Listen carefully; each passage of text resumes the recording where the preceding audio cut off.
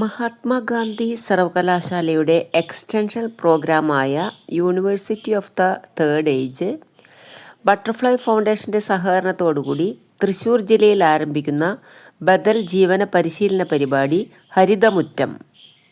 MG university gets down to the people through university of the third age. Theme എൻ്റെ കൃഷി എൻ്റെ ikigai. രാവിലെ കിടക്കയിൽ നിന്ന് ചാടി എഴുന്നേൽക്കാൻ ഒരു കാരണം, അതാണ് ഇക്കിഗായ്.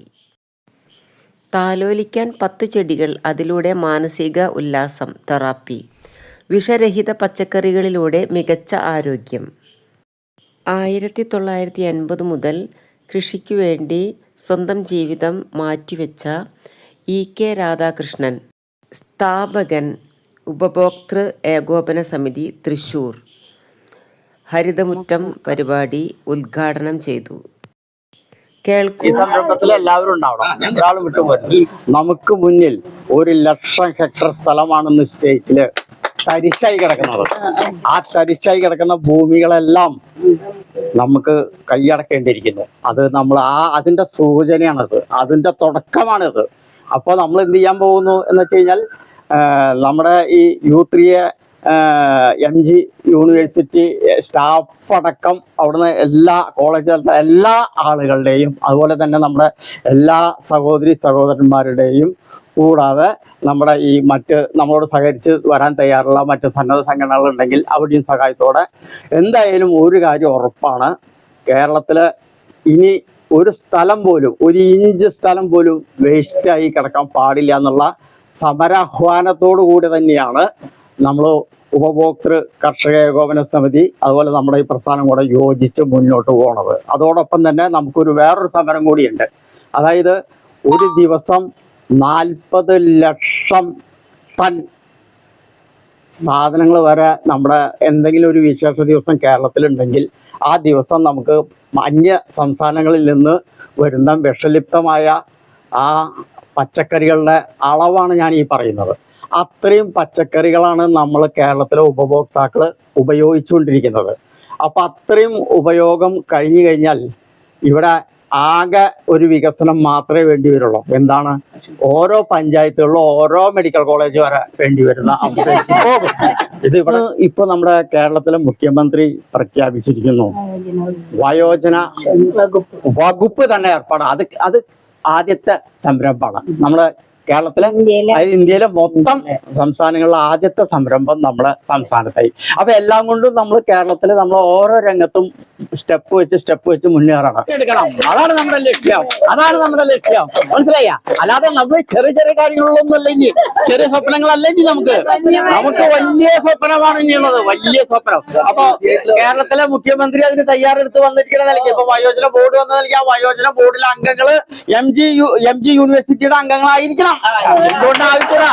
അങ്ങനെ നമ്മുടെ ഈ സഹോദരിമാരുടെ ആളുകളുടെ ആ ബോർഡിൽ ഉണ്ടായിരിക്കണം. അങ്ങനെ വന്നു കഴിഞ്ഞാൽ നമുക്ക് സ്റ്റേറ്റ് ഒട്ടുക്ക് എല്ലാ ഭാഗത്തും നമുക്ക് വയോജനങ്ങളെ സംഘടിപ്പിച്ച് ശക്തരാക്കാൻ നമുക്ക് കഴിയും. കൂട്ടത്തില് ഞാനൊരു 2 വരി പാട്ട്, പാട്ടില്ല, ഈ ചെടി വെക്കുമ്പോ എനിക്ക് മനസ്സിൽ വന്നൊരു വരാം. പണ്ട് നമുക്ക് പ്രത്യാശകളുടെ അതായത് അന്ന് പ്രത്യാശകൾ നശിച്ചുകൊണ്ടിരിക്കുകയായിരുന്നു. നമുക്കൊരു വേറെ ഗതിയില് പട്ടിണി കൊടുമ്പിരി കൊണ്ട് നടന്നിരുന്ന ഒരു കാലഘട്ടത്തിലാണ്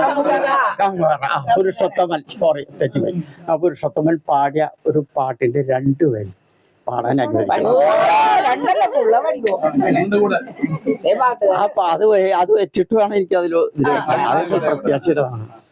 പൂവായി വിടർന്നതെല്ലാം കായാകുമോ, കായായി വിളഞ്ഞതെല്ലാം കനിയാകുമോ, വിടർന്നതെല്ലാം കായാകുമോ, കായായി വിടർന്നതെല്ലാം കനിയാകുമോ.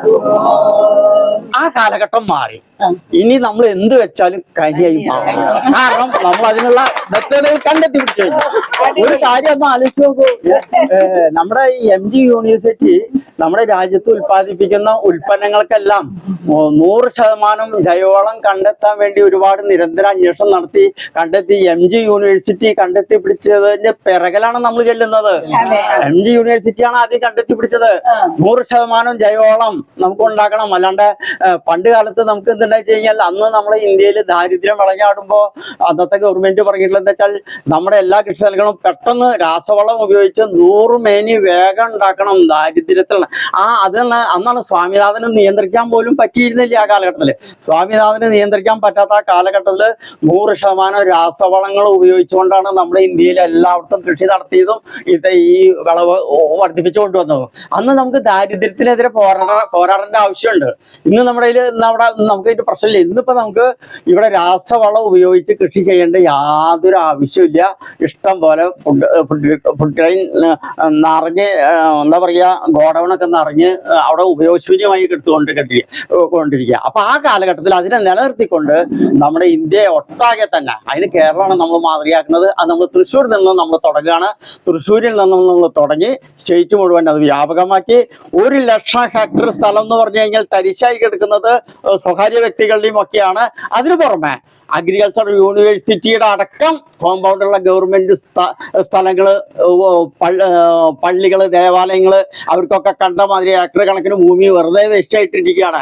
അതൊക്കെ നമുക്ക് ഏറ്റെടുക്കേണ്ടി വരും. നമുക്ക് ഭക്തി വേണം, ഭയം വേണം, എല്ലാം വേണം. പക്ഷെ അതിനേക്കാൾ ഉപരി നമുക്ക് അന്നം സുരക്ഷിതാക്കണം. അതിനേക്കാളൊക്കെ ഏറ്റവും വലുത് അന്നാണ്. അപ്പൊ അതുകൊണ്ട് ഈ ഉദ്ഘാടനത്തോടു കൂടി മഹത്തായ ചില മാറ്റങ്ങൾക്ക് വേണ്ടിയാണ് നമ്മൾ മുന്നോട്ട് പോകുന്നത്. ഒരു വേഴാമ്പലിനെ പോലെ, ഒരു ചിത്രശലഭത്തിനെ പോലെ നമ്മുടെ ഇടയില് നമ്മുടെ എന്താ പറയാ സിനി സിദ്ദിഖും നമ്മുടെ ഫൗസിയും ഇതിനു വേണ്ടി ഇങ്ങനെ ഓടി നടന്നുകൊണ്ടേയിരിക്കും. അവരിങ്ങനെ ആകാശത്തോളം പറന്നുകൊണ്ടിരിക്കും. ഭൂമി തൊട്ടും ആകാശം വരും പറന്നുകൊണ്ടിരിക്കും. ഈ ബട്ടർഫ്ലൈ ഇവരുടെ ഒപ്പം നമ്മളെല്ലാവരും പറക്കുമെങ്കിൽ ഇന്ന് ഈ കേരളം നമുക്ക് മാറ്റിയെടുക്കാം. കേരളത്തിന്റെ മുഖത്തായി മാറ്റിയെടുക്കാം. എല്ലാവരും സപ്പോർട്ടോടെ, എല്ലാവരും അനുമതിയോടുകൂടെ, എല്ലാവരും അനുഗ്രഹത്തോടുകൂടെ.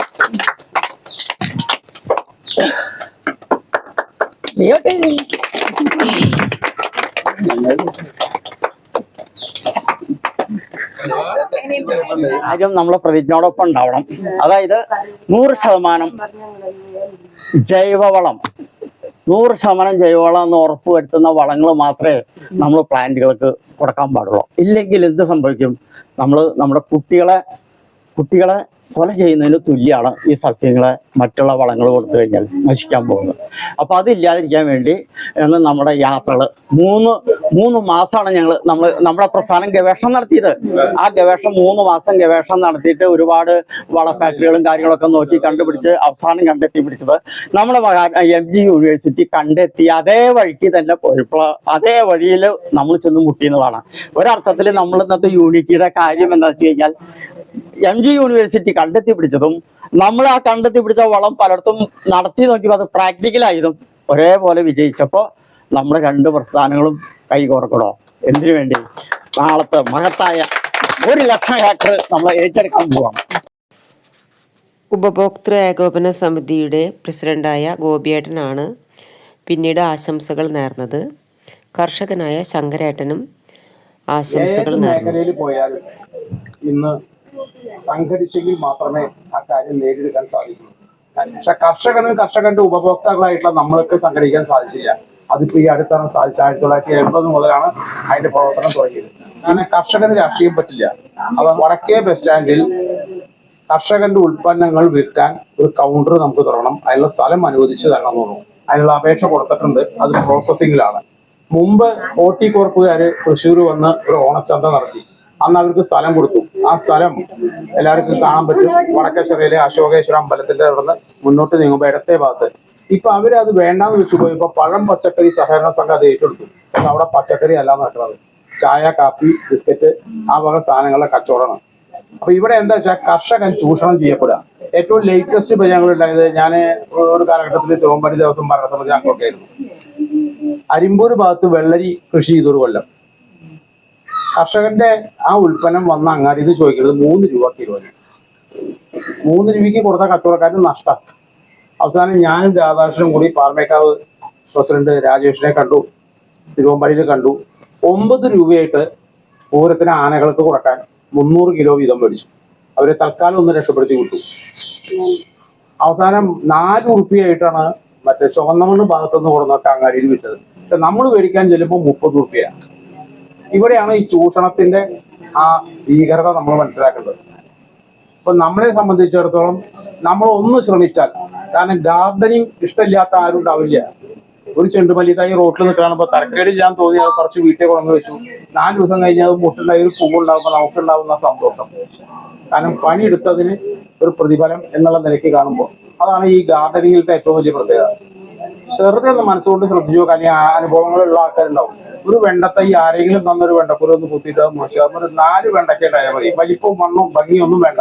പക്ഷെ നമ്മളുടെ 4 പേര് നമ്മുടെ വീട്ടിൽ വരുമ്പോ സ്ത്രീകള്, ഞാൻ കുറ്റമായിട്ട് പറയല്ല, അറിയും, ഇഷ്ടം പോലെ ഉണ്ടാവാറുണ്ട്. നമ്മൾ വലിയവർക്ക് കൊടുക്കുക ചെയ്യാം, ഉണ്ടാവില്ല, ആകെ 4 എണ്ണം ഉണ്ടായിട്ടില്ല. എങ്കിലും അതാണ് ആത്മസംതൃപ്തി എന്ന് പറയുന്നത്. അപ്പൊ ഇവിടെ പ്രകൃതിയെ നമ്മൾ സംരക്ഷിക്കുക. എന്തായാലും MG യൂണിവേഴ്സിറ്റിയും മറ്റേ സിനിയെ പോലത്തെ കുറെ ആളുകളും ഇതിന് രംഗത്ത് വന്നു. ആ രംഗത്ത് വന്നുള്ള അതിന്റെ പ്രവർത്തനം മുന്നോട്ട് സയന്റിസ്റ്റുകൾ കണ്ടുപിടിച്ച് വരിടും. അതോടൊപ്പം തന്നെ നമ്മളുടെ ഈ പ്രസ്ഥാനത്തിന്റെ സയന്റിസ്റ്റുകൾ കൂടി നോക്കുമ്പോൾ 2 കൂട്ടരുടെയും ആശയം ഒന്നാണെന്ന് കണ്ടപ്പോൾ ഈ ഉപഭോക്തൃ കർഷക ഏകോപന സമിതിയുടെ ആളുകളുമായിട്ട് ബന്ധപ്പെട്ട് പ്രവർത്തിക്കാൻ MG യൂണിവേഴ്സിറ്റിയുടെ സയന്റിസ്റ്റുകൾ തയ്യാറായി. അവരോടൊപ്പം നിൽക്കുന്ന സിനിയും ആളുകളും ഞങ്ങളായിട്ട് ബന്ധപ്പെട്ടു. അപ്പൊ അത് മുന്നോട്ട് പോയിക്കൊണ്ടിരിക്കണം. സത്യത്തില് സമയവും വൈകിയിരിക്കുകയാണ്. കാട്ടിലെ ഇത്രയും വലിയ മരങ്ങള് 3 ആള് ശബരിമലയ്ക്കൊക്കെ പോകുമ്പോൾ കാണാം, 3 ആള് വട്ടത്തെ പിടിക്കാൻ കിട്ടാത്ത വണ്ണത്തിലുള്ള മരങ്ങളുണ്ട്. ഇതിനാരെങ്കിലും വളമിടുന്നുണ്ടോ, വെള്ളം ഒഴിക്കുന്നുണ്ടോ, എന്തെങ്കിലും ചെയ്യുന്നുണ്ടോ, ട്രീറ്റ്മെന്റ് വല്ലതും കൊടുക്കുന്നുണ്ടോ? ഒന്നും ചെയ്യുന്നില്ല. പക്ഷെ എന്താ സംഭവം എന്നുണ്ടെങ്കിൽ അതിനെ ആരും ഉപദ്രവിക്കുന്നില്ല. ഇവിടെ നമ്മളവിടെ ചെയ്യണം എന്താ, ഭാര്യയും ഭർത്താവും കൂടി സ്കൂട്ടറിൽ പെട്ടക്കുന്നില്ല കാണാം. അപ്പൊ അത് കുറഞ്ഞിട്ടുണ്ട്. കാരണം വെച്ചാൽ എല്ലാ വീടുകളിലും ക്യാമറയെ ഇടുന്നത് കൃത്യമായിട്ട് പിടിച്ചിട്ട് അവരുടെ വീട്ടിലേക്ക് ചെല്ലുന്നത്. അപ്പൊ നമ്മൾ തന്നെ പ്രകൃതിയെ നശിപ്പിക്കണം, എന്നിട്ട് നമ്മൾ പറയണം എല്ലാം നശിച്ചു. ഈ ഒരു സാഹചര്യത്തിന് അല്ലെങ്കിൽ ഈ ഒരു അവസ്ഥയ്ക്ക് മാറ്റം വരണമെങ്കിൽ ഇത്തരം പ്രസ്ഥാനങ്ങൾ, ഇന്നിപ്പോ ഇവിടെ ഈ നട്ടൈ വഴുതനങ്ങ തൈ വലുതായി അതിൽ നിന്ന് ഉടലെടുക്കുന്ന നമ്മളെ ആത്മാക്കളിലൂടെ നമുക്ക് വരുന്നതായ ആ ഒരു ഉത്തേജനം ഉണ്ടല്ലോ, ആ ഉത്തേജനം വലുതായി വരണം. ഓരോ ഫ്ലാറ്റിലും ചിലപ്പോൾ 20-25 യൂണിറ്റ് ആയിരിക്കും ഒരു ബിൽഡിങ്ങിൽ ഉണ്ടാവുക. അവരെ കണ്ട് അവരോട് പറഞ്ഞിട്ട് അവരൊരു പച്ചക്കറി തോട്ടം നമ്മൾ സംഘടിപ്പിച്ചു കൊടുക്കുക. അപ്പൊ ആ ഫ്ലാറ്റിലുള്ളവർക്ക് താല്പര്യം ഉണ്ടാവും. നിസ്സാര കാര്യങ്ങളാണ്. ശൂന്യമുളക്, കാന്താരി മുളക് എന്ന് പറയുന്ന സാധനം ഉണ്ടാക്കിയാൽ തന്നെ നമ്മുടെ അസുഖങ്ങളുടെ പകുതി. പഴയ കാലത്ത് ഇവിടെ മുത്തശ്ശിമാര് നാളികേരം ചെറിയ അമ്മീമ കൊണ്ടു വെക്കും, മുറ്റത്തേക്ക് ഇറങ്ങും, ഒരു 10 കാന്താരി പൊട്ടിച്ച് അതൊക്കെ അരച്ചു കൂട്ടും. അന്ന് കൊളസ്ട്രോൾ ഇല്ല. ഇന്നിപ്പോ ആ സാധനം സൂപ്പർ മാർക്കറ്റിൽ പോയിട്ട് 800 രൂപയ്ക്കും 900 രൂപയ്ക്കും ഓർഡർ. എന്നിട്ട് ഇത് അരച്ച് തിന്നുമ്പോ അതിന്റെ എരിവ് സഹിക്കാൻ പറ്റാണ്ടാവണ കാരണം എന്താ വെച്ചാൽ അത് ഏതിലെങ്കിലും വല്ല മുളക് എന്തിലെങ്കിലും ഇട്ടിട്ട് പിന്നീട് ഓയിലിട്ട് വറുത്തിട്ട് വീണ്ടും അസുഖത്തെ നമ്മൾ വർദ്ധിപ്പിക്കുകയാണ് ചെയ്യുന്നത്. അപ്പൊ അത്തരത്തിലുള്ളതായ ആ ഒരു പ്രകൃതി ദത്തമായ പച്ചക്കറികൾ അതിന് വിഷാംശം ചേർക്കാതെയുണ്ട്. പഴയ കാലത്തൊക്കെ പാടത്ത് നമ്മുടെ വീടുകളിലൊക്കെ ജോലിക്ക് എനിക്ക് കുറിച്ചുള്ളത് 12 പുരുഷന്മാർ പങ്കെടുത്തപ്പോൾ എനിക്ക് തോന്നുന്നത് 28ഓളം സ്ത്രീകളുണ്ടെന്ന്. അപ്പോൾ പുരുഷന്മാരെക്കാൾ കൂടുതൽ സ്ത്രീകൾ തന്നെയാണ് രംഗത്ത് വരുന്നത്. നിങ്ങളുടെ ഈ സംരംഭത്തിന് എല്ലാവിധ ആശംസകളും അർപ്പിക്കുന്നു. ഇതിന്റെ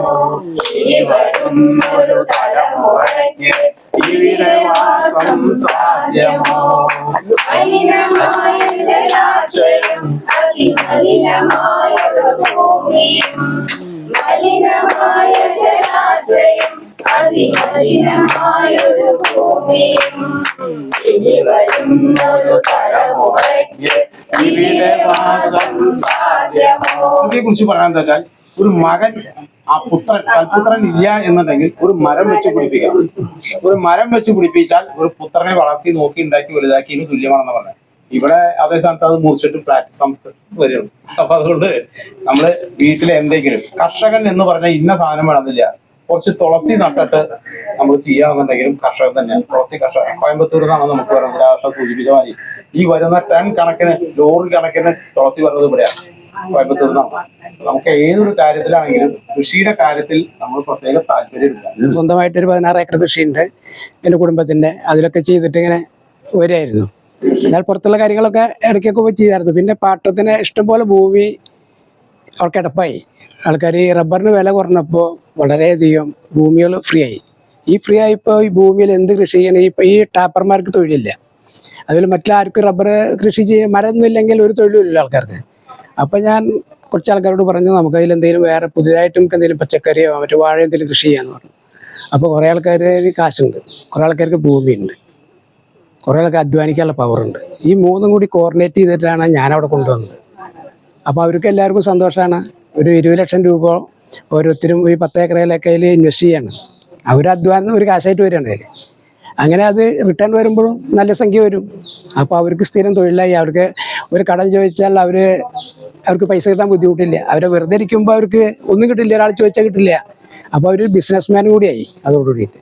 അങ്ങനെ ആണ് ഞാൻ ഇത് മുന്നോട്ട് കൊണ്ടുവന്നത്. അതും നമ്മൾ അതിൻ്റെ ഏരിയനെ പറ്റി പറയുകയാണെന്ന് വെച്ചാൽ കുറച്ച് റിസ്ക് ആയിട്ടുള്ളതാണ്. എന്ന് വെച്ചാൽ കാടിൻ്റെ അരുവിലാണ്, വെറും വനം പോലുള്ള സ്ഥലമാണ്. ഞങ്ങളിപ്പോൾ 12 ഏക്കർ നമ്മൾ കൃഷി ചെയ്തിട്ട് ഇപ്പോൾ ഈ കഴിഞ്ഞ വർഷം നമ്മളൊരു പരിപാടിയൊക്കെ നടത്തിയത്. അതിന് മുമ്പുള്ളതും അതൊരു 11 ഏക്കർ ഉണ്ടായിരുന്നു. അങ്ങനെ നമ്മൾ പല ആൾക്കാരെയും ഗ്രൂപ്പായിട്ട് ചേർത്തിറക്കുകയാണ്, 2-3 ആൾക്കാരായിട്ടുള്ള ഗ്രൂപ്പായിട്ട് ചേർത്തിറക്കുകയാണ്. അവർക്ക് വേണ്ടിയുള്ള സൗകര്യങ്ങൾ നമ്മൾ കഴിയാവുന്ന കാര്യങ്ങൾ ചെയ്തു കൊടുക്കുക. അങ്ങനെയാണ് നമുക്ക് കഴിഞ്ഞ വർഷം ഏകദേശം 30,000 വാഴ, നേന്ത്രവാഴ ഉണ്ടായിരുന്നു. അതനുസരിച്ചിട്ടുള്ള പച്ചക്കറി ഉണ്ടായിരുന്നു. അപ്പോൾ ഒന്നിലെ 12 ഏക്കറിൽ ഞാനും പാർട്ട്ണറാണ്. അപ്പോൾ എൻ്റെ സ്ഥലമുണ്ട് അതോട് കൂടിയിട്ട്. അങ്ങനെ നമുക്ക് ഈ വെറുതെ സംസാരിക്കുക മാത്രമല്ല, നമ്മൾ ക്രിയേറ്റീവായിട്ട് കൊണ്ടുവരികയാണ്. നമ്മൾ ഈ ഇത്രയും സ്ഥലം നമ്മൾ കൃഷി ചെയ്യുമ്പോൾ എത്ര പേർക്ക് തൊഴിലുണ്ടാവുകയില്ല, അത് നമ്മൾ അതിൻ്റെ എക്കണോമിക്സ് നോക്കണം. നമ്മൾ മറ്റുള്ളവർ പറയുന്ന ഒന്നും ചെയ്യണ്ട, മറ്റുള്ളത് കയറ്റുകൂലി മറക്കാൻ മറ്റേ ഓരോ കാര്യങ്ങളും പറഞ്ഞിട്ട് നമ്മളെ പിന്നിലേക്ക് പോവുകയാണ്. കൃഷി നഷ്ടമാണെന്ന് പറഞ്ഞു, എല്ലാവരും കൃഷി നഷ്ടമാണ്. കൃഷി പറഞ്ഞാൽ നമുക്ക് ജീവിക്കണ്ടേ, ജീവിക്കാൻ ഭക്ഷണം വേണ്ട, ഭക്ഷണം ഇല്ലാതെ ഒരാൾക്ക് ജീവിക്കാൻ പറ്റില്ല, എത്ര കാശുണ്ടായാലും പറ്റില്ല.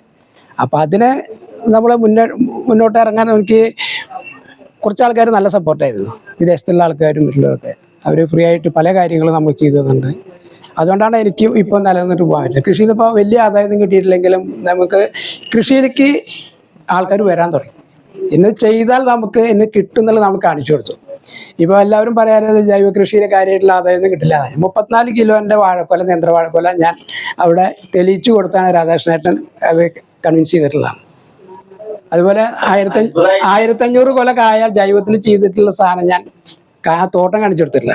അത് കഴിഞ്ഞിട്ടാണ് ഞങ്ങൾ ഈ 12 ഏക്കർ, കഴിഞ്ഞ പ്രാവശ്യം 6000 വാഴ അതിലുണ്ടായിരുന്നു. ആ കൊലകളാണ് നമ്മളൊരു വലിയൊരു പരിപാടിയൊക്കെ നടത്തി അവിടെ വെച്ചിട്ട് മാർക്കറ്റിങ്ങിന് കൊണ്ടുവന്നത്. അപ്പോൾ നമ്മുടെ സാധനം വാങ്ങിക്കപ്പോൾ ഇഷ്ടം പോലെ ആളാണ്. ഇപ്പോൾ ആ സാധനത്തിന് അവിടെ ഞങ്ങൾക്ക് കായ കൊടുക്കില്ലാത്ത കുറവുള്ളൂ. ഇപ്പോൾ നാട്ടിൽ നല്ല മാർക്കറ്റായി. ഇപ്പോൾ കഴിഞ്ഞ വർഷം കുറച്ച് പ്രതിസന്ധിയൊക്കെ ഉണ്ടായി. ഓണം കഴിഞ്ഞപ്പോൾ കുറച്ച് വില കുറഞ്ഞപ്പോൾ നമുക്ക് കുറച്ച് ബുദ്ധിമുട്ടുണ്ടായി. ആ ബുദ്ധിമുട്ട് നമ്മൾ പരിഹരിക്കാൻ അത് നമ്മുടെ ഒരു ബുദ്ധിമുട്ടായിട്ട് കണക്കാക്കലില്ലേ. നമ്മളിങ്ങനെ കണ്ടിന്യൂസ് ആയിട്ട് പോകുമ്പോൾ നമുക്ക് ഒരു പ്രശ്നം ഉണ്ടാവില്ല, നമ്മൾ നഷ്ടം. നമുക്കപ്പോൾ ഈ പല ഓർഗനൈസേഷൻ ലിങ്ക് ചെയ്യുമ്പോൾ നമുക്ക് ഇത് മാർക്കറ്റിങ്ങിന് ബുദ്ധിമുട്ടുണ്ടാവില്ല. നമുക്ക് 10,000-15,000 കൊല്ലം ഉണ്ടെങ്കിൽ നമുക്ക് പല ആൾക്കാരും കൂടിയിട്ട് നമ്മൾ ഈ ഓണത്തിൻ്റെ മുമ്പെയൊക്കെ എല്ലാ സമയത്തും ആലോചിച്ചിട്ട് പല ആൾക്കാർക്കും പല രീതിയിൽ ആവശ്യമുണ്ട്, അവർക്ക് റിലേഷൻ വേറെ ഉണ്ടാവും. അപ്പോൾ അതായിട്ട് നമ്മൾ മുന്നോട്ട് പോവുകയാണെങ്കിൽ ഈ സംരംഭം വലിയൊരു സംഭവമായിട്ട് മാറും. ഇപ്പോൾ സ്റ്റേറ്റിൻ്റെ പല പരിപാടികളും നമ്മൾ അറേഞ്ച് ചെയ്തിട്ടുണ്ട്. അത് എല്ലാ ഭാഗത്തേക്കും എത്തിയിട്ടില്ല. നമ്മൾ പല ആൾക്കാരും വിളിച്ചുകൊണ്ടിരിക്കുന്നുണ്ട്. രാധാകൃഷ്ണനെ എന്നെയൊക്കെ വിളിച്ച് ഗോപിയേട്ടനെയൊക്കെ വിളിച്ചുകൊണ്ടിരിക്കുന്നുണ്ട്. അപ്പോൾ നമ്മൾ നെൽപ്പാടത്തേക്ക് നമ്മൾ ഇറങ്ങിയിട്ടില്ല. നെൽപ്പാടം നമ്മൾ കുറച്ചും കൂടി നല്ല രീതിയിൽ കൊണ്ടുവരുന്നുണ്ട്. ഇപ്പോൾ ഈ നമുക്ക് കിട്ടുന്ന അരി എന്ന് പറഞ്ഞാൽ പുറത്തുനിന്ന് വാങ്ങിക്കുന്നത് കൂടുതൽ, നമ്മൾ വളരെ കുറച്ചുള്ളൂ. പക്ഷെ നമ്മൾ ഇന്ന് കേരളത്തിലെ ഒരുപ്പൂൽ കൃഷിയാണ് ചെയ്യുന്നത്. ഈ ഒരുപ്പൂൽ കൃഷി ചെയ്തിട്ടുണ്ടെങ്കിൽ അതിനുള്ള ഇൻകം ഉണ്ടാവുള്ളൂ. ആ രണ്ടാം കൃഷിയും കൂടി ചെയ്തിട്ട് വരണം. ഇപ്പം 50 രൂപ അരിക്കുണ്ടെങ്കിൽ ആ അരിയും കൂടി ഇവിടെ മാർക്കറ്റിൽ വരികയാണെന്നെങ്കിൽ അതിൻ്റെ വില കുറഞ്ഞില്ലേ, അപ്പോൾ തൊഴിലവസരം വന്നില്ലേ. പിന്നെ അത് കഴിഞ്ഞിട്ട് നമ്മൾ പണ്ടൊക്കെ ചെയ്തതാണ് 3ാം കൃഷി എന്ന് പറഞ്ഞാൽ പച്ചക്കറി, മറ്റുള്ള എള്ള്, മറ്റുള്ള കാര്യങ്ങളൊക്കെ ചെയ്യുന്നത്. ഇതെല്ലാം ചെയ്യാൻ ഭൂമിയോടെ കിടപ്പാണ്, ഭൂമി അങ്ങോട്ട് പോയിട്ടില്ല. കുറച്ച് സ്ഥലങ്ങളൊക്കെ വീടായിട്ട് പോയിട്ടുള്ളൂ. അപ്പോൾ നമ്മളതിൽ എല്ലാവരും പല ജോലിക്കാരാണ്, അവിടെയാണ്, പുറത്താണെന്ന് പറഞ്ഞിട്ട് കാര്യമില്ല. നമുക്ക് ഇവിടെ നിലനിർത്തേണ്ടത് നമ്മുടെ അത്യാവശ്യം. അപ്പോൾ കാർഷികം മോശമല്ല, നമ്മളെല്ലാവരെയും ആരോഗ്യത്തിന് ഏറ്റവും നല്ല കാര്യം പ്രദാനം ചെയ്യാൻ കഴിയും. നമ്മൾ നഷ്ടം ലാഭം അതിൻ്റെ സന്തോഷമുള്ള ഒരു കാര്യമാണ്. അതുകൊണ്ട് എനിക്കിത് ഈ ഒരു പദ്ധതി ഇങ്ങനെ ഒരു ഹെൽപ്പ് ചെയ്ത ഒരാളും കൂടി ഉണ്ടാവാന്ന് പറയുമ്പോൾ അത് എനിക്ക് വല്ലാണ്ട് ഒരു പ്രചോദനം തരുന്ന ഒരു പരിപാടിയായിട്ട്. വെണ്ടയൊക്കെ നല്ല ഭംഗിയായിട്ട് നിൽക്കുന്നുള്ള വെണ്ട അതെനിക്കൊരു അബദ്ധം പറ്റി. ഈ വെണ്ട അങ്ങനെ വെണ്ട വലുതായി കുറെ ഉണ്ടായി. അപ്പൊ അത് ഇങ്ങനെ ഉയരത്തിൽ വന്നിട്ട് അപ്പൊ ആ പണിക്കാരൻ തമിഴന്മാര് വന്നിട്ട് അത് വെട്ടിക്കളയാൻ പോയപ്പോ ഞാൻ പറഞ്ഞു വേണ്ട അത് കടയിൽ നിന്ന് പൊടിക്കുന്നു പറഞ്ഞു. അപ്പൊ അയാൾ പറഞ്ഞ ഇല്ല എന്നൊക്കെ പറഞ്ഞു. അപ്പൊ പറിച്ചു കളയാത്ത ഒരെണ്ണം അവിടെ നിന്നിരുന്നു. അതാണ് ആ വെണ്ട. ഞാൻ എന്ത് ചെയ്യാന്ന് വെച്ചിട്ടുണ്ടെങ്കിൽ വെണ്ടയായാലും വഴുതിനയായാലും തക്കാളിയായാലും കുറച്ച് വലിപ്പം വരുമ്പോ അതിന്റെ തലേന്ന് പതുക്കെ ഉള്ളിക്കളയും. അപ്പൊ ഇല കൂടുതൽ വരും. ഒരു വാക്ക് വശം പോയാലും ഒരു വശം ഉണ്ടാവും. അതാണ് എനിക്ക് കൂടുതൽ ഉണ്ടാവണത്. അതല്ല പിന്നെ വെയില് കിട്ടുന്ന വേണം പൂപ്പട വേണം പൂവിളി വേണം പൂണാരം ചാത്തിയ കന്നി പൂമക വേണം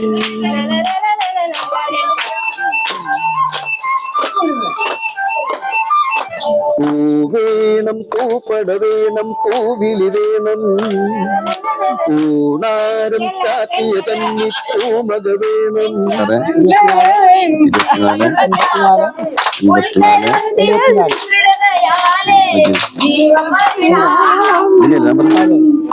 ജീവപരിണാമം കൊച്ചു സുന്ദര ശലഭമാവാൻ ഒരു പുഴുവിൻ ജീവത്യാഗം ഉൾക്കരുത്തിൻ ദൃഢതയാലെ ജീവപരിണാമം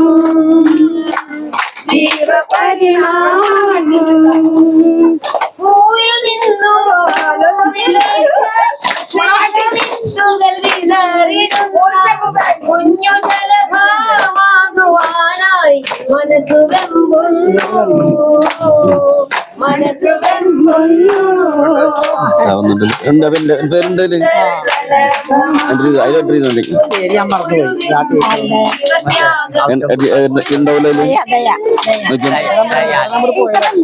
അതായത് ഈ മൊബൈൽ പോകുമ്പോൾ കുഴപ്പമില്ല.